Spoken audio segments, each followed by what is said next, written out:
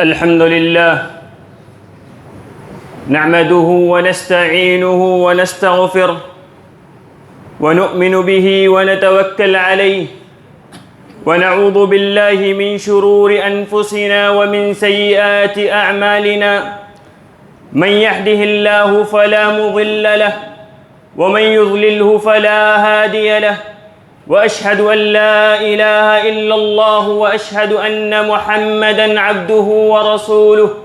أما بعد فإن أصدق الحديث كتاب الله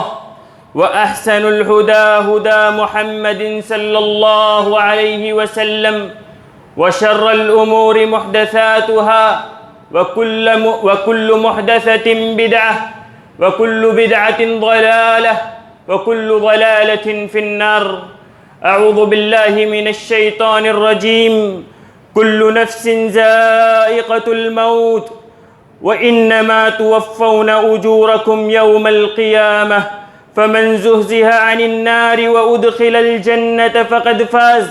وما الحياة الدنيا إلا متاع الغرور. وقال النبي صلى الله عليه وسلم أكثروا ذكر هذه اللذات يعني الموت. تمام تر تعریفات، حمد و ثنا، بڑائی، بزرگی، برتری اللہ رب العالمین کے لیے لائق و زیبا ہے، جو تمام تر جہانوں کا پالنہار ہے. بعدہ درود و سلام ہو تمام انبیاء کرام پر، خصوصاً نبی آخر الزمان محمد مصطفیٰ صلی اللہ علیہ وسلم پر، جنہیں اللہ رب العالمین نے رحمت للعالمین بنا کر بھیجا. اللہم صلی علی محمد وعلی آل محمد کما صلیت علی ابراہیم وعلی آل ابراہیم انکا حمید مجید. اللہم بارک علی محمد وعلی آل محمد کما بارکت علی ابراہیم وعلی آل ابراہیم انکا حمید مجید. محترم سامعین کرام، جیسا کہ ہم اس بات سے آشنا ہیں کہ جو زندگی ہم گزار رہے ہیں یہ ابدی زندگی نہیں ہے، یہ ہمیشہ ہمیش رہنے والی زندگی نہیں ہے، بلکہ ایک نہ ایک دن ہمیں اس دنیا کو الوداع کہنا ہے. یہ جو دنیا جس میں ہم شب و روز گزار رہے ہیں یہ دار البقا نہیں ہے، بلکہ یہ دار الفنا ہے. اور یہ موت ایک ایسی حقیقت ہے جسے نہ ماضی میں کوئی جھٹلا پایا، نہ حال میں کوئی جھٹلانے والا ملے گا، نہ مستقبل میں کوئی اسے جھٹلا پائے گا. ہم تاریخ کا مطالعہ کریں یا احوال کا جائزہ لیں تو ہمیں رب کے جھٹلانے والے مل سکتے ہیں، دین کے جھٹلانے والے مل سکتے ہیں، لیکن موت ایک ایسی اٹل حقیقت ہے جس کے جھٹلانے والے ہمیں نہیں ملتے بلکہ کبھی مل ہی نہیں سکتے. یہ موت ایسی حقیقت ہے جسے جھٹلایا ہی نہیں جا سکتا. یہ وہی حقیقت ہے جس کے تعلق سے اللہ رب العالمین ارشاد فرماتا ہے کل نفس ذائقۃ الموت، کہ ہم میں سے ہر ایک کو موت کا مزہ چکھنا ہے. اس آیت کریمہ میں اللہ رب العالمین فرماتے ہیں موت کا مزہ چکھنا ہے. یہ مزہ کیا ہے؟ کیا یہ مزہ لذت ہے؟ نہیں میرے بھائیوں، یہ مزہ لذت نہیں بلکہ ایک کڑوا گھونٹ ہے. یہ موت ایک کڑوا گھونٹ ہے. آئیے حدیث کی روشنی میں جاننے کی کوشش کرتے ہیں کہ لذت کیسی لذت ہے، یہ مزہ کیا مزہ ہے. اللہ کے نبی صلی اللہ علیہ وسلم ارشاد فرماتے ہیں لا تمنوا الموت فإن حول المطلع شدید،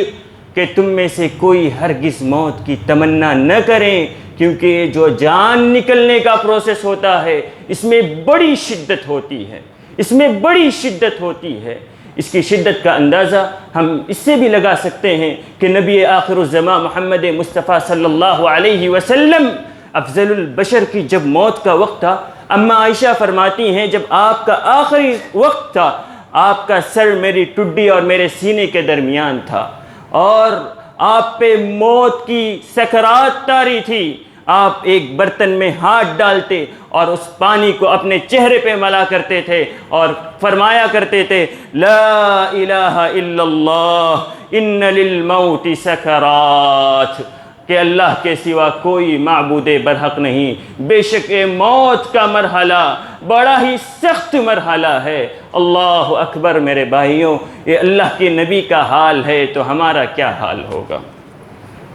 یہ موت بڑی خطرناک چیز ہے، اس کی تکلیف بڑی خطرناک تکلیف ہے۔ ہاں البتہ اگر ہمارا شمار مومنین میں سے ہوا تو یہ تکلیف بھی ہمارے لیے باعث شرف ہوگی، یہ تکلیف ہمارے گناہوں کے کفارے کا باعث بنے گی، ہمارے درجات کی بلندی کا سبب بنے گی، کیونکہ مومن کی تعلق سے جو احادیث میں آتا ہے، جب اس کے پاس وہ ایسا اس کی تکلیف وہ ایسا بشارت ایسا خوش قسمت بندہ ہوتا ہے مومن کہ جب اس کی روح قبض کرنے کا موقع ہوتا ہے تو جنت سے فرشتے آتے ہیں، نورانی چہرے والے فرشتے آتے ہیں اور آ کے سب سے پہلے ادب سے مومن کو سلام کرتے ہیں اور جنت سے کفن لے آتے ہیں جس میں اس مبارک روح کو لپیٹ دیا جاتا ہے، مومن کی مبارک روح کو، اور آسمانوں کی طرف لے جایا جاتا ہے اور ہر آسمان میں اس کا تعارف کرایا جاتا ہے کہ اللہ کا نیک بندہ ہے، اس کا استقبال کیا جائے۔ ہر آسمان پر فرشتے آگے بڑھ بڑھ کر اس کا استقبال کرتے ہیں کہ اہلاً و سہلاً مرحبا کہتے ہیں، اور جب چوتھے آسمان پر اس کے روح پہنچ جاتی ہے، اللہ حکم کرتا ہے کہ اعلیٰ علیین میں اس کے رجسٹریشن کیا جائے، جہاں پہ جو نیک روحوں کا ٹھکانہ ہے، اس کے بعد بڑے ہی اکرام کے ساتھ اس روح کو نیچے لایا جاتا ہے، قبر میں پہنچایا جاتا ہے۔ لیکن اسی کے برعکس اگر مومن کی جگہ بدبخت کافر ہو، گنہگار ہو، منافق ہو، یاد رکھنا اس کا معاملہ بڑا سخت ہے، یہیں سے عذاب کا سلسلہ اس کے لیے شروع ہو جائے گا۔ اس کے لیے ایک انتہائی گندی اور کالے رنگت رکھنے والے فرشتے آئیں گے، آ کے سب سے پہلے اسے چماٹ لگائیں گے، اس کے بعد اس کے پیٹھ پہ کوڑے برسائیں گے اور ٹاٹ کی بوری لے آئیں گے، جس کو بڑے ہی شدت اور تکلیف کے ساتھ اس کے جسم سے روح نکالی جائے گی اور اس میں نکال کر آسمانوں کی طرف لے جایا جائے گا۔ ایسی بدبو پوری دنیا میں پھیل جائے گی جسے فرشتے محسوس کریں گے، اور جو اسے محسوس کرے گا اس کے لیے لعنت برسائے گا۔ جب آسمان پہ روح پہنچے گی تو پہلے آسمان پہ فرشتوں کو، جو دربان فرشتے ہیں، ان سے کہا جائے گا کہ روح لائی گئی ہے، وہ استقبال کرنے سے، وہ آسمان کے دروازے کھولنے سے منع کر دیں گے۔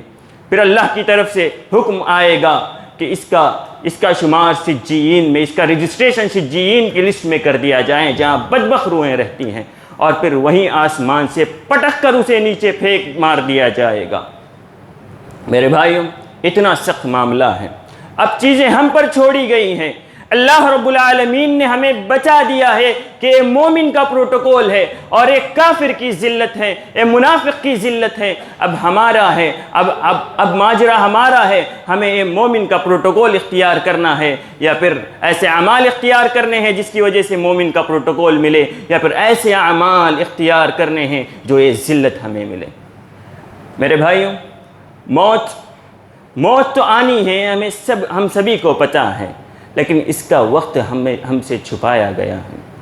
موت تو آنی ہے، ہمیں سب کو پتہ ہے، لیکن اس کے وقت کا ہم میں سے کسی کو علم نہیں ہے۔ اللہ رب العالمین ارشاد فرماتے ہیں وَمَا تَدْرِي نَفْسٌ بِأَيِّ أَرْضٍ تَمُوتُ، کہ تم میں سے کوئی جان نہیں جانتی کہ کس وقت کس زمین پر وہ مر جائیں گے، کس وقت وہ مر جائے گا۔ اس لیے میرے بھائیوں، ہمیشہ اس موت کے لیے تیار رہا کرو، ہمیشہ اس موت کے لیے تیار رہا کرو، کیونکہ یاد رکھنا یہ موت جب آتی ہے، جب اپنے لپیٹ میں لینا چاہتی ہے، جب وقت مقرر آ جاتا ہے، یہ دھر دبوچ لیتی ہے، یہ نہیں دیکھتی کہ بندہ تیار ہے یا نہیں ہے، یہ نہیں دیکھتی کہ بندہ جوان ہے یا بوڑھا ہے، یہ نہیں دیکھتی بندہ صحت مند ہے یا بیمار ہے، یہ نہیں دیکھتی کہ بندے کے ابھی تو بچے موجود ہیں، ابھی والدین موجود ہیں، بندہ چلا جائے گا تو اس کی بیوی بیوہ ہو جائے گی، نہیں، ہرگز نہیں دیکھتی، بلکہ جب وقت مقرر آ جاتا ہے یہ دھر دبوچ لیتی ہے۔ اللہ تبارک و تعالی ارشاد فرماتے ہیں فَإِذَا جَاءَ أَجَلُهُمْ لَا يَسْتَأْخِرُونَ سَاعَةً وَلَا يَسْتَقْدِمُونَ، کہ جب وقت مقرر موت کا آ جائے گا پھر ایک نہ تمہیں گڑھی برابر، ایک سیکنڈ برابر نہ تاخیر کی جائے گی نہ جلدی کی جائے گی، بلکہ اسی وقت روح قبض کر لی جائے گی۔ میرے بھائیوں، اس لیے ہمیشہ موت کے لیے تیار رہیں۔ اپنے ہر پل کو اگلے پل کو موت کا پل سمجھیں، اپنے ہر اگلے پل کو موت کا پل سمجھیں، اپنی نیکیوں میں جلدی کریں، اپنے گناہوں کی معافی مانگنے میں تاخیر نہ کریں، کل پہ نہ ٹالیں، بعد میں نہ ٹالیں، کیونکہ کل اور اگلا پل ہم نے نہیں دیکھا ہے۔ جو ہے ہم سمجھیں کہ یہی میرا پل ہے، یہی میرا پل ہے، اگلے پل کا مجھے کوئی علم نہیں ہے۔ اور یاد رکھنا، یہ جو موت ہے کبھی کسی کی رعایت نہیں کرتی، کبھی کسی کی رعایت نہیں کرتی، جس کی واضح مثال، دلیل، واضح دلائل یہ پیش آنے والے سڑک حادثات اور اچانک آنے والے حادثات کی خبریں ہیں کہ جو ہمیں اس بات کی طرف اشارہ کرتی ہیں بار بار کہ فَاعْتَبِرُوا يَا أُولِي الْأَبْصَارِ،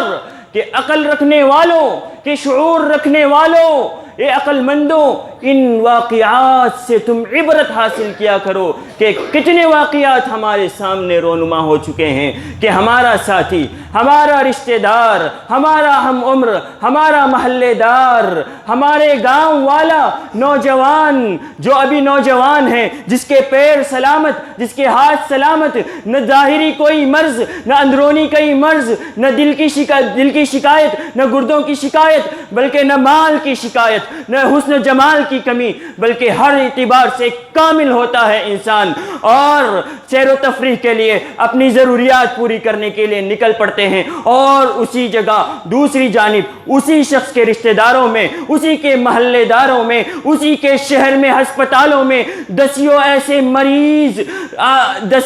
مریض بستر پر اپنی ایڑیاں رگڑ رہے ہوتے ہیں کہ کاش مجھے موت آ جائے۔ اسی کے سامنے دسیوں ایسے لوگ ہوتے ہیں جو پیر سے مجبور ہوتے ہیں، اسی کے سامنے دسیوں ایسے لوگ ہوتے ہیں جس کی عمریں تجاوز کر گئی ہیں، لیکن موت کا وقت ان کا ابھی نہیں آیا ہوتا، اس شخص کا موت کا وقت آ گیا ہوتا ہے، خبر آتی ہے کہ موت کے فلاں نوجوان کو موت نے اپنے لپیٹے میں لپیٹ لیا ہے۔ میرے بھائیوں، ان قصوں سے، ان واقعات کو صرف خبروں کی حد تک نہ رکھیں، اسے عبرت حاصل کریں، اسے عبرت حاصل کریں، اپنے ہر پل کو آخری پر سمجھنے کی اس سے ہم عادت ڈالیں، ہر کام کو ٹالنے کی عادت، نیکیوں کو ٹالنے کی عادت، توبہ کو ٹالنے کی عادت سے ختم کریں، اپنے ہر پل کو آخری پل سمجھیں۔ میرے بھائیوں، یہ دو وہ چیزیں تھیں جو عام طور پہ لوگوں میں مشہور ہیں اور ہر کوئی اس کو مانتا ہے کہ موت حق ہے، ہر کوئی جانتا ہے کہ موت کا وقت مقرر ہے، لیکن اس کا کسی کو پتہ نہیں ہے، یہ بھی ہر کوئی مانتا ہے، لیکن ہمارا کیا ایمان ہونا چاہیے اس موت کے تعلق سے بحیثیت مسلمان؟ ہم مسلمان ہیں، ہماری ہر چیز قرآن و حدیث کی پابند ہے، اوروں کی طرح کہ ہمارا بھی یہ نظریہ ہو کہ موت آ جائے ختم، اس کے بعد کوئی دنیا نہیں، کوئی زندگی نہیں، کوئی حساب و کتاب نہیں، بلکہ یہیں زندگی ختم جوتا ہو گیا۔ نہیں میرے بھائیوں، اب تو آغاز سفر ہے، اب تو آخرت کے سفر کا آغاز ہے۔ یہ نہ سمجھنا کہ سانس نکل گئی تو ختم ہو گیا، اب کوئی معاملہ نہیں، ہرگز نہیں، یہ تو بہت معمولی سی زندگی ہے جس کے لیے ہم نے اپنی دین کو تباہ کرنے پہ ہم تلے ہوئے ہیں، بہت معمولی سی زندگی ہے، اب تو آغاز سفر ہے۔ اللہ میرے بھائیوں، اس کے بعد کے سفر کی تکالیف کیا بیان کروں۔ حدیث میں آتا ہے کہ جب انسان اس کے بعد کا جو مرحلہ ہے وہ برزخی مرحلہ ہے، اور اس کی شروعات قبر سے ہونے لگتی ہے۔ اللہ، وہ کیا منظر ہے قبر کا۔ حدیث میں آتا ہے کہ جب انسان کو دفنا کر اس کے لواحقین نکل پڑتے ہیں تو اس کے پاس منکر نکیر آتے ہیں حساب و کتاب کے لیے، اس کے پاس منکر نکیر آتے ہیں، اور وہ کیسا سما ہوگا ذرا سوچیں، ان کی کیا حالت ہوگی۔ ان کی صفات حدیث میں بیان کی گئی ہے کہ ان کی آنکھیں تانبے کی دیگچوں کی طرح ہوں گی، ان کی آنکھیں تانبے کی دیگچوں کی طرح ہوں گی، ان کے دانت بیل کی سینگ کے طرح ہوں گے، ان کے ہونٹ اتنے موٹے ہوں گے کہ زمین کو رگڑتے ہوئے وہ آئیں گے، وہ اپنے دانتوں سے زمین کھریدتے ہوئے آئیں گے۔ اللہ اکبر، ذرا تصور کریں اس وقت ہمارا کیا عالم ہوگا۔ اس قبر کے 2-4 گز زمین میں ہم اکیلے ہوں گے، اور یہ 2 فرشتے آئیں گے، اکیلے ہم ہوں گے اور ایک چھوٹی سی کوٹری جس میں نہ روشنی ہوگی، نہ ماں کی ممتا ہوگی، نہ باپ کی شفقت ہوگی، نہ دوستوں کی رفاقت ہوگی، بس ہم تنہا ہوں گے اور اے وحشتناک اللہ کی مخلوق ہمارے سامنے ہوگی، تو ہمارا کیا عالم ہوگا؟ میرے بھائیوں، اس کو ذرا تصور کریں، ہمارا کیا عالم ہوگا؟ ہاں البتہ ہمارے ساتھ ایک چیز ضرور ہوگی، ہمارے ساتھ ایک چیز ضرور ہوگی، ہمارے اعمال ہوں گے جو ہم نے زندگی میں کیے ہیں، یہ اعمال ہمارے ساتھ ہوں گے۔ اگر اعمال نیک ہوں گے وہ خوبصورت چہرہ اختیار کر ہمارا ساتھ دیں گے۔ اگر اعمال نیک ہوں گے کوئی ڈر نہیں ہوگا، کوئی تنہائی محسوس نہیں ہوگی، کوئی خوف نہیں ہوگا، ہمارے لیے جنت سے بستر لایا جائے گا، ہمیں جنت کی بشارتیں سنائی جائیں گی، ہمارے لیے جنت کی کھڑکی کھول دی جائے گی اور کہا جائے گا قیامت تک کے لیے آرام کی نیند سو جا، اور ہم بے فکر ہو کے آرام کی نیند، ہمارے لیے قبر بھی وسیع کر دی جائے گی اور سو جائیں گے۔ لیکن اگر اعمال برے ہوئے تو اس کا کیا انجام ہوگا، کبھی تصور کیا ہے؟ اگر ہم نے اس دنیا میں اعمال کے اوپر زور نہ دیا تو کیا تصور ہوگا، کبھی کیا حالت ہوگی، کبھی تصور کیا ہے؟ یہ ڈراؤنی شکلوں کا ہم کیسے مقابلہ کریں گے، کبھی سوچا ہے؟ اس کا کیسے ہم سامنا کریں گے، کبھی سوچا ہے؟ اس کی شکل اللہ صرف یہی نہیں بلکہ جب اگر ہمارے اعمال برے ہوں گے، کفر و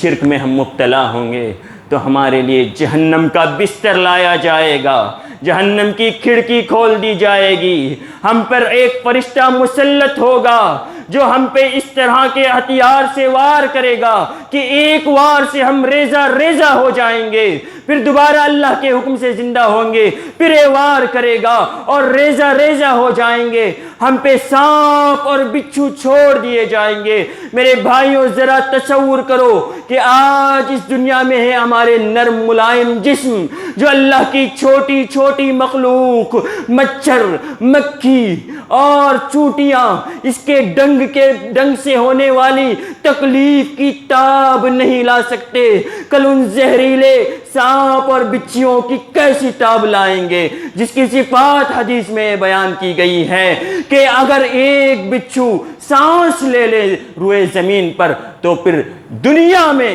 کوئی پھل فروٹ، کوئی معدنیات پیدا نہیں ہوں گی۔ ایسے خطرناک قسم کے بچھو، ایسے سانپ ہم پر مسلط ہوں گے کہ جس کے 70 منہ ہوں گے اور ہر منہ کے 7 سر ہوں گے، اور یہ ایک ڈنک مار کے جانے والے نہیں ہیں۔ ایسا نہیں ہے کہ معاملہ 5-10 منٹ کا ہے اس کے بعد نپٹ جائیں گے، نہیں، یہ عالم عذاب کا اس وقت تک رہے گا جب تک قیامت قائم نہ ہوگی۔ اس لیے میرے بھائیوں، اس قبر کی کوٹری کے لیے ہم اب سے تیاری میں لگ جائیں۔ دنیا کی محبت جو ہمارے دلوں میں ایسی راسخ ہو گئی ہے کہ ہمیں اس کے آگے کچھ دکھتا ہی نہیں ہے، اس سے ہم نکل جائیں، اس سے ہم نکل جائیں۔ اللہ کے واسطے تقوی اختیار کریں، ایسے اعمال کریں، اپنی آخرت کی تیاری کریں اور موت کو زیادہ سے زیادہ یاد کیا کریں۔ یاد رکھنا، اللہ کے نبی صلی اللہ علیہ وسلم کے پاس ایک صحابی آتے ہیں، انصاری صحابی، پوچھتے ہیں کہ اللہ کے نبی صلی اللہ علیہ وسلم سب سے چالاک مومن کون سا ہے؟ سب سے چالاک مومن کون سا ہے؟ اللہ کے نبی فرماتے ہیں وہ مومن سب سے چالاک ہے جو بار بار موت کو یاد کرتا ہے۔ اس لیے میرے بھائیوں، ہم چالاک مومن بنیں۔ اللہ سے دعا ہے کہ اللہ رب العالمین ہماری حفاظت فرمائیں، آمین۔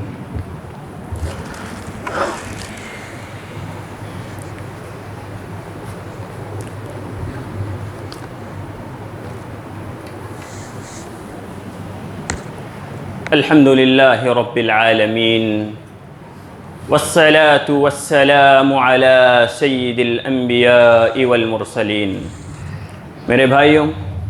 یہ جو قبر کا منظر تھا، یہی دنیا ابھی ختم نہیں ہوئی ہے، ابھی اخروی زندگی کا آغاز ہے۔ یہ وہ قیامت، چھوٹی قیامت ہے جو موت کی شکل میں ہم میں سے ہر ایک پہ لاگو ہوگی، لیکن جب اس سرزمین پہ، اللہ کی بنائی ہوئی اس دھرتی پہ اللہ کے نام لیوا ختم ہو جائیں گے، جب لا الہ الا اللہ کا ورد کرنے والے ختم ہو جائیں گے تو اللہ رب العالمین کے حکم سے سور پھونکی جائے گی، جو ان تمام مخلوقات کی روح کو قبض کر لے گی۔ تمام مخلوقات ختم ہو جائیں گے، یہ زمین پھٹ جائے گی، آسمان پھٹ جائے گا، ستارے بے نور ہو جائیں گے، سورج چاند بے نور ہو جائیں گے، ہر چیز فنا ہو جائیں گی۔ وہ گھمنڈی انسان جو نسلوں کی بنیاد پر، رنگت کی بنیاد پر، مال کی بنیاد پر غرور کیا کرتے تھے، وہ انسان جو اپنے آپ کو اللہ ہونے کا دعویٰ کیا کرتے تھے، بعض وہ لوگ جو نبوت کا دعویٰ کرتے تھے، ہر چیز، ہر متکبر ختم ہو جائے گا۔ پھر اللہ رب العالمین ندا لگائے گا، کیا؟ لمن الملک اليوم، کہ آج کے دن کس کی بادشاہت ہے۔ 3 مرتبہ اللہ ندا لگائے گا، لمن الملک اليوم، کہ آج کے دن کس کی بادشاہت ہے، آج کے دن کس کی بادشاہت ہے۔ اللہ ندا لگائے گا، جواب دینے کے لیے کوئی مخلوق نہیں ہے، سب تباہ ہو گئی ہے۔ پھر اللہ خود ہی فرمائے گا، للہ الواحد القہار، کہ آج صرف بادشاہت اللہ واحد قہار کی ہے۔ اللہ زمین و آسمان جب تباہ ہو جائیں گے، ان کو اپنے ہاتھوں میں لے کے اللہ پوچھے گا، انا الملک، میں بادشاہ ہوں، این الجبارون، این المتکبرون، کہ آج میں بادشاہ ہوں، کہاں ہے تکبر کرنے والوں، کہاں ہو تکبر کرنے والوں، کہاں ہے جبار، کہاں ہے متکبر؟ کوئی جواب نہیں ہوگا۔ یہ عالم ہوگا، پھر جب یہ عالم ہوگا، پھر جب اللہ رب العالمین جب چاہے گا دوسری سور پھونکنے کا حکم دے گا، پھر دوسری سور پھونکی جائے گی۔ جب دوسری سور پھونکی جائے گی، جب دوسری سور پھونکی جائے گی تو قبروں سے مردے اٹھنے لگیں گے۔ یہ منظر بھی بڑا عجیب منظر ہوگا۔ جو جس قدر نیک ہوگا وہ اسی قدر عزت سے اٹھے گا، اور جو جس قدر بدبخت ہوگا وہ اسی قدر ذلت سے اٹھے گا۔ کوئی لنگڑا اٹھے گا، کوئی لولا اٹھے گا، کوئی اندھا اٹھے گا، کوئی چوٹی کی طرح اٹھے گا، کوئی سر کے بل اٹھے گا، تو کوئی عزت سے اٹھے گا۔ جب ہر کوئی قبر سے اٹھے گا تو اب میدان محشر لگنا ہوگا، ہر کوئی میدان محشر کی طرف جا رہا ہوگا۔ جس کے پاس نیک اعمال ہوں گے وہ بڑی شان و شوکت کے ساتھ سوار ہو کر جائیں گے۔ جس قدر اعمال میں کمی ہوگی اسی قدر شان میں کمی ہوتی چلی جائے گی۔ کوئی اکیلا سوار ہو کے جائے گا، کوئی 2-3 سوار ہوں گے، کوئی 10 ایک سواری پہ سوار ہو کے جائیں گے، اور جو گنہگار ہوں گے وہ روندتے ہوئے، لنگڑے لولے، مار پیٹ یہاں وہاں کی ٹوکریں کھاتے ہوئے محشر کے میدان تک پہنچیں گے۔ اور وہ میدان، محشر کا میدان، وہاں جب سے دنیا بنی ہے اس وقت سے لے کر قیامت تک آنے والے تمام انسان برہنہ کھڑے ہوں گے۔ تمام انسانوں کو برہنہ کھڑا کیا جائے گا، اور سورج 1 میل کی، 1 یا 2 میل کے فاصلے پر سورج ہوگا، اور اس کی تپش اور گرمی کی وجہ سے ہر کوئی پسینے میں شراب اور ہوگا۔ جس کے جس قدر گناہ ہوں گے اس قدر وہ پسینے میں ڈوبا ہوگا، کوئی ٹخنے تک، کوئی گھٹنے تک، کوئی کمر تک، تو کوئی کاندھے تک، تو کوئی پسینے میں گھوتے لگائے گا۔ اور یاد رکھنا، اس دن، اس گرمی میں اس کو معمولی نہ سمجھنا کہ 1 2 4 1 دن 2 دن کا معاملہ ہوگا، نہیں، وہاں کا 1 دن، محشر کا 1 دن 24 گھنٹوں کا نہیں، 24 دنوں کا نہیں، 24 سالوں کا نہیں، 2400 سال کا نہیں، 24,000 سال کا نہیں، بلکہ حدیث میں آتا ہے 50,000 سال کے برابر ہوگا۔ اللہ اکبر میرے بھائیوں، ہماری اس وقت ہماری کیا حالت ہوگی؟ 50,000، آج 1-2 مہینے کی گرمی جو میلوں دور سورج دیتا ہے ہم برداشت نہیں کر پا رہے ہیں، تو 50,000 سال ہم اس پسینے میں کیسے زندگی گزاریں گے، جہاں نہ مال کی بنیاد پر، نہ عہدوں کی بنیاد پر، نہ حسن و جمال کی بنیاد پر کوئی VIP سیٹ نہیں ہوگی۔ ہاں، البتہ اللہ کے عرش کا سایہ ہوگا، اللہ کے عرش کا سایہ ہوگا۔ جو اللہ ایک معمولی سی چیز کے بدلے میں ہمیں دے گا۔ کیا معمولی چیز ہے؟ چھوٹی چھوٹی چیزوں کے بدلے میں وہ کس بنیاد پہ ہوگا؟ یہ جو معمولی سی زندگی جو ہم نے 40 سال 50 سال 60 سال 20 سال 25 سال ہم نے اللہ نے ہمیں عطا کی تھی، اس میں اللہ نے ہمیں کہہ بھی دیا تھا کہ جو یہ اعمال کرے گا میں اسے اپنے عرش کے نیچے سایہ دوں گا۔ وہ کیا اعمال ہیں؟ وہ نوجوان جس نے اپنی نوجوانی کی چھوٹی سی مدت 5 سال 6 سال 10 سال 12 سال کی جوانی، اس جوانی کی چھوٹی سی مدت میں اللہ کی عبادت کی،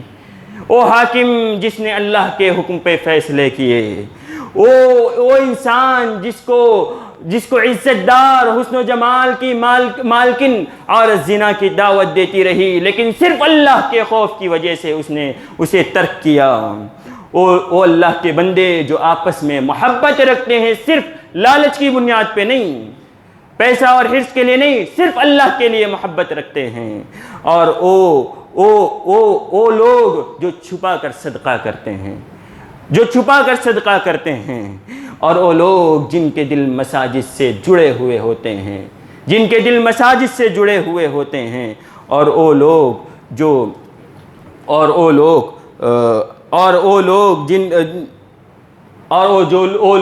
جو اس تنہائی کو یاد کر کے خفیہ طور پہ لوگوں کے سامنے نہیں، ریاکاری کے لیے، اللہ کے لیے روتے ہیں، ان لوگوں کو اللہ رب العالمین اعزاز دے گا۔ اس دن جس کی 50,000 سال کے برابر جس کی مدت ہے، اس دن وہاں پہ صرف ان اعمال کی بنیاد پر ہمیں VIP سیٹ مل سکتی ہے، اس کے علاوہ مال دولت نہیں چلے گا،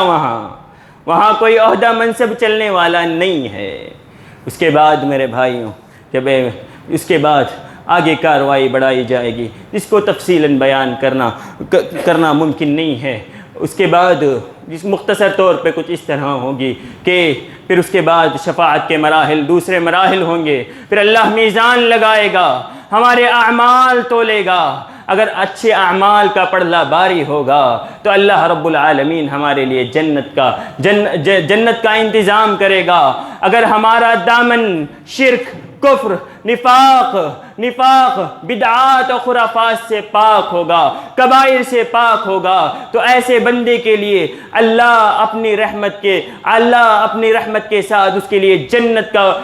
کا انتظام کرے گا، جس میں وہ ہمیشہ رہے گا۔ اگر گناہ کے چھینٹے ہوں گے دامن پہ تو اللہ اپنی مشیت کے حساب سے ہمارا فیصلہ کرے گا، لیکن اگر ہمارے اس دامن پہ کفر اور شرک کی غلاظت پائی جائے گی، پھر بچنے کا کوئی راستہ نہیں ہوگا، ہمارے لیے ابدی جہنم کا اعلان کر دیا جائے گا، جس پہ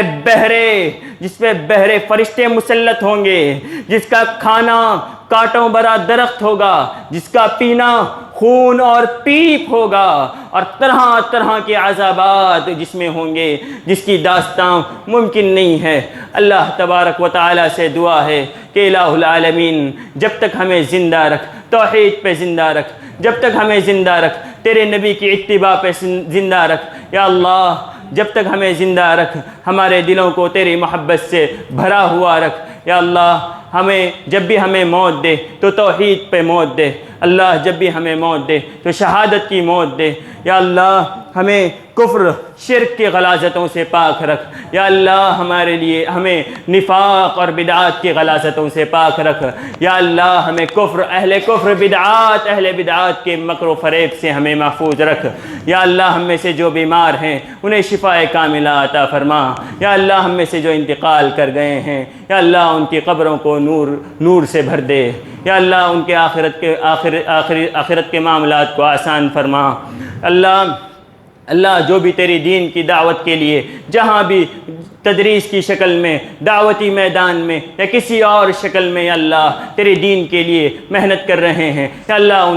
انہیں ہمت دے، توفیق دے یا اللہ۔ ان کے اعمال کو قبول فرما یا اللہ۔ جو بھی تیرے نیک بندے اپنی پاک دامنی کے لیے تیرے حبیب محمد مصطفیٰ صلی اللہ علیہ وسلم کی سنت کو اپناتے ہوئے رشتے ازدواجیت سے منسلک ہونا چاہتے ہیں، اللہ ان کے لیے راستے آسان فرما، ان کے لیے بہترین جوڑوں کا انتظام فرما، اللہ ہم سب کو معاف کر دے۔ اقول قولی ھذا استغفر اللہ لی ولکم ولسائر المسلمین من کل ذنب۔